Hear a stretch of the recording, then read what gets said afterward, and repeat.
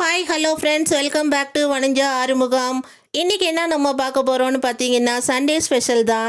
சண்டேனாலே non veg இல்லாமல் இருக்காது. So அதனால் இந்த சண்டேயில் நாங்கள் பாறை மீன் வாங்கியிருக்கோம். இதை நல்லா உப்பு மஞ்சத்தூள்லாம் போட்டு க்ளீன் பண்ணி ரெடியாக வச்சுருக்குறோம் குக் பண்ணுறதுக்கு. இந்த பாறை மீனை பார்த்திங்கன்னா நடுவில் உள்ள முள் மட்டும்தான், மற்றபடி சின்ன முள் அந்த மாதிரிலாம் இருக்காது. இது டேஸ்ட்டாகவும் இருக்கும். இது குழம்பு ரொம்ப டேஸ்ட்டு கொடுக்கும். இன்றைக்கி இதுதான் நாங்கள் வாங்கியிருக்கிறோம். இது எப்படி நம்ம செய்யலான்றதை பார்க்கலாம். குழம்புக்கு ரெடி பண்ணுறதுக்கு முன்னாடி மீன் வறுவலுக்கு மசாலா ரெடி பண்ணி மீனை ஊற வைக்கலாம். இப்போ மீனுக்கு மசாலா ரெடி பண்ணி கொண்டு வந்துட்டாங்க. இந்த மசாலாவில் என்னென்ன சேர்த்துருக்கோம் அப்படின்னு பார்த்தீங்கன்னா, நாங்கள் வீட்டிலையே ரெடி பண்ணிக்கிறது தான். மிளகு, ஜீரகம், பூண்டு, மிளகாத்தூள், மஞ்சத்தூள், இதோட 2-3 சின்ன வெங்காயம், ஒரு பாதி தக்காளி, அதுக்கப்புறமா லெமன் புழிஞ்சு விட்டுருக்காங்க. அப்புறம் உப்பு டேஸ்ட்டுக்கு தகுந்த மாதிரி போட்டுட்டு கொஞ்சம் ஆயில் ஊற்றி இந்த மீனில் அப்ளை பண்ணிவிட்டு கொஞ்சம் ட்ரை ஆக விடணும்.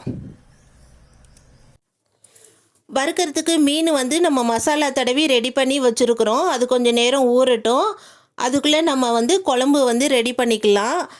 இப்போ வானல் வச்சுட்டு அந்த வானல் ஹீட் ஆனோடனே எண்ணெய் ஊற்றிக்கலாம். இந்த எண்ணெயும் ஹீட் ஆகணும். எண்ணெய் ஹீட் ஆனதுக்கப்புறம் நம்ம வெந்தயம் போட போகிறோம். வெந்தயம் ரொம்ப குளிர்ச்சியானது, அதே நேரம் நம்ம உடம்புக்கு ரொம்ப நல்லது, நார் சத்து உள்ளது. ஸோ அதனால் சமையலுக்கு நம்ம எப்போயுமே வெந்தயம் சேர்த்துக்கிறது ரொம்ப நல்லது. அது மீன் குழம்பு, புளிக்குழம்பு, இந்த மாதிரி குழம்புக்கெல்லாம் வெந்தயம் போடுவாங்க. அதே மாதிரி சாம்பாருக்குமே சும்மா ஒரு பிஞ்ச் அளவுக்கு வெந்தயம் கடுகோடு சேர்த்து போட்டு செய்வாங்க. அதோடைய மனமே ரொம்ப சூப்பராக இருக்கும். இப்போ இதில் வெந்தயம் போட்டு பொரிய ஆரம்பிச்சிருச்சு. இந்த ஸ்டேஜில் நாங்கள் ஒரு 100 கிராம் சின்ன வெங்காயம் 2 கட் பண்ணி எடுத்து வச்சுருக்குறோம். அந்த வெங்காயத்தை இதோட சேர்க்க போகிறோம். இப்போ வெங்காயம் போட்டுட்டு இதை நல்லா வதக்கிட்டு அதுக்கப்புறம் நம்ம கருவேப்பிலை, பச்சை மிளகா அப்படின்னு ஒவ்வொன்றா நம்ம இதில் சேர்த்துக்க போகிறோம். இப்போ வெங்காயம் கொஞ்சம் வதங்கட்டும்.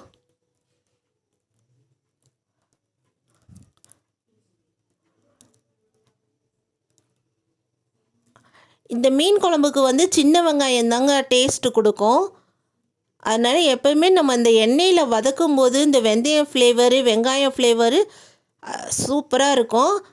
இப்போ நம்ம 2 பச்சை மிளகாயும் கொஞ்சம் கருவேப்பிலையும் இதில் போட்டு அதோடு சேர்த்து வதக்கிடலாம்.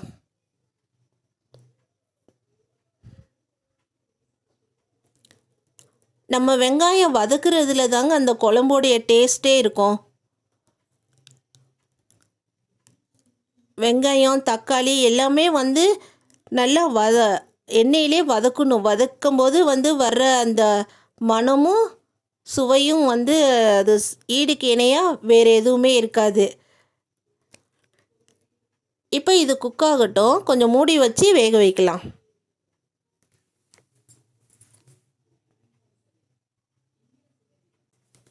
இப்போ வெங்காயம், பச்சை மிளகா இதெல்லாம் நல்லா வதங்கிடுச்சு. இந்த ஸ்டேஜில் இப்போ நம்ம தக்காளி சேர்த்துக்கலாம். இது நாங்கள் ஒரு 3-4 தக்காளி எடுத்திருக்கோம். மீடியம் சைஸ் தக்காளி 4 எடுத்திருக்கோம். ஏன்னா நாங்கள் மாங்காய் போடலை, அதனால் தக்காளியை அதிகமாக சேர்த்துருக்கோம். இந்த சீசனில் இங்கிட்ட பக்கத்தில் மாங்காய் கிடைக்கல. ஸோ அதனால் மீன் குழம்பு மாங்காய் இல்லாமல் தான் வைக்கிறோம். இப்போ நம்ம தக்காளி வதங்குறதுக்காண்டி கொஞ்சம் 1 ஸ்பூன் கல் உப்பு சேர்த்துக்கலாம். கிளறி இதை தக்காளி நல்லா தோல் பிரிகிற அளவுக்கு வதக்கிடுவோம்.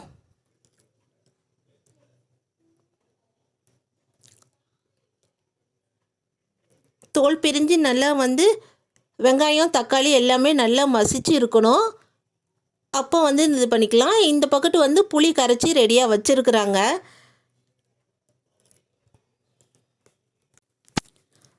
தக்காளி வதங்க ஆரம்பிச்சிருச்சு. இப்போ நம்ம கரைச்சி வச்சுருக்கிற புளியில் மல்லித்தூள் 2 ஸ்பூன் மல்லித்தூள், இதே மாதிரி 2 ஸ்பூனில் வந்து மிளகாத்தூள்,